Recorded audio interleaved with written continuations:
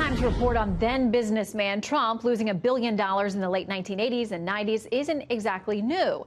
The president himself talked about it publicly on The Apprentice about 15 years ago. It wasn't always so easy. About 13 years ago, I was seriously in trouble. I was billions of dollars in debt. Well, 2020 Democrats like John Delaney, hoping to unseat the president next year, say it proves he's not fit to be the commander-in-chief. The former congressman saying, quote, Trump is even less qualified to talk about capitalism than Bernie, a reference to the self-described Democratic socialist, Senator Bernie Sanders. Let's talk about it with senior political analyst Brit Hume here to discuss. Brit, great to have you. Thank you, Shannon. A lot of people have pointed out back in the 90s, this was heavily reported on in real time about Trump. So we knew this. And he wrote a famous book, The Art of the Deal, but he also wrote a book called The Art of the Comeback, in which he describes what dire straits he was in. And the reviews of it at the time said what he said, that he was billions in debt. The Times, I think, said that he was $1 billion in debt. So he has either bragged, if that's the right word. I think at the time that he was writing about his comeback, he wanted to magnify, as he does nearly everything, the size of the debt he was in. So the idea that he was in debt and had gone belly up on a bunch of his real estate enterprises is hardly new. Well, I feel like we're glossing over one big thing, which is, where did this information come from? I mean, what steps did somebody take to get this to the Times if it's something that hasn't been exposed before? They say these are tax documents, and I don't know where you would get that. Well, presumably this is material drawn from his tax returns, right, over a period of years. It's some kind of analytical papers that come out of the IRS. That's the only place it could come from. And, of course, that's not supposed to happen. But this being Washington in this era, everything seems to leak, and now this has. Okay. Fox News poll on releasing tax returns asked whether the president of the United States should be releasing his returns. 74% say he should. 21% say should not. 5% don't know. I mean, three-quarters of the respondents there saying this guy should cough up his tax returns. Yeah, that's an interesting number, and it's about what I would imagine people would say. People always want more information, normally do. But we had an election when this was an issue. And he refused, and was the first president in some time to refuse to release his tax returns. He didn't do it. He stubbornly refused. The polls showed that that wasn't a popular stance, and he got elected.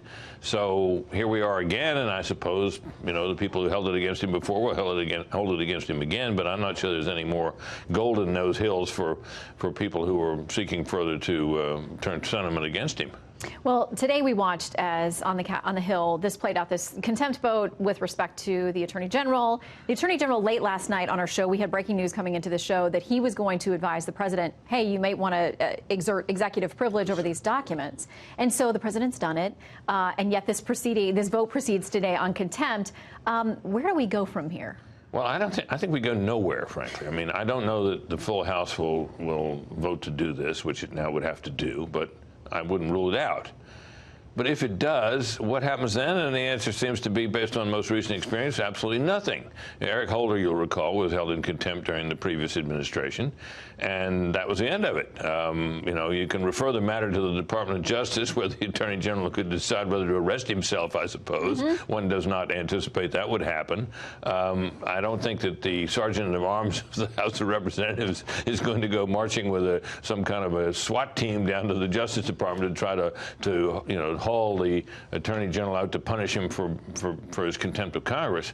So it's a toothless sanction, really. And, you'd rather not have it in your Wikipedia entry, I suppose. But beyond that, there's not much to it. Well, and, Democrats are pointing to everything that they say this White House is doing, telling people not to testify, not to turn over documents. They're fighting subpoenas. The Trump family is fighting subpoenas.